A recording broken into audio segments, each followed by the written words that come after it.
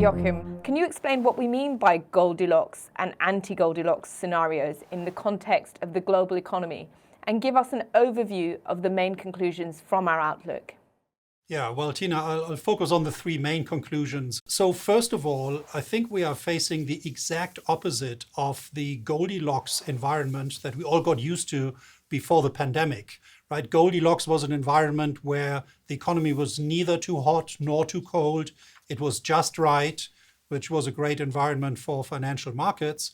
We are now in anti-Goldilocks, which means we're in a situation where the economy is both too hot in terms of inflation, but also too cold or will be too cold in terms of growth. And the reason is really this stagflationary shock emanating from Russia's invasion in Ukraine and from the sanctions that followed it.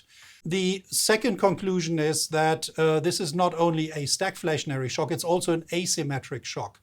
Right? Higher energy prices affect Europe much more than the US and some other parts of the world. This shock creates a lot of winners and losers. Winners both in emerging markets and also in developed markets, mainly the commodity producers. But again, a lot of losers, particularly those that are net importers of raw materials, including food. And then the third conclusion is that monetary and fiscal policy are unlikely to ride to the rescue this time as they did during the pandemic and as they did in the great financial crisis. This is very different, particularly for monetary policy, because inflation is so much higher. And central banks are really laser focused on fighting inflation rather than supporting growth. So again, this increases the risk of not only a sharp slowdown in growth, but it also means that the risk of a recession over our cyclical horizon has increased. Dan, can you give us your high-level view on how PIMCO is thinking about portfolio positioning given today's variability and what we're seeing in terms of the uncertainty and the level of volatility? Sure. Well, maybe just a comment on the volatility side. Volatility has certainly increased. We've seen a much more significant increase in realized and implied volatilities within the interest rate markets. Volatility has increased on the equity side, but perhaps less than it should from a fundamental perspective.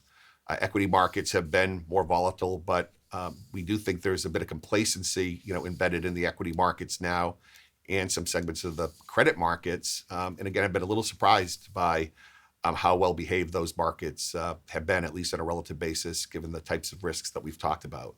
On the interest rate side, the volatility is elevated, certainly more appropriate given uncertainty in terms of inflation and central bank policy.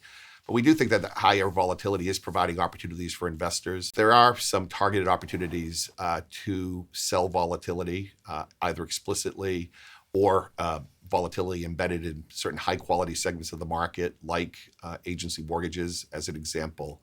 But again, anytime you see this type of increase in volatility combined with what is quite obvious on the ground in terms of a highly uncertain fundamental environment, again, it's just a reminder that investors should be cautious, should be patient, and liquidity and flexibility is very, very important because in some sense, your long convexity or long volatility, when you have a lot of dry powder to react to what we think will be better opportunities in the coming months, and especially as we go into the end of 2022.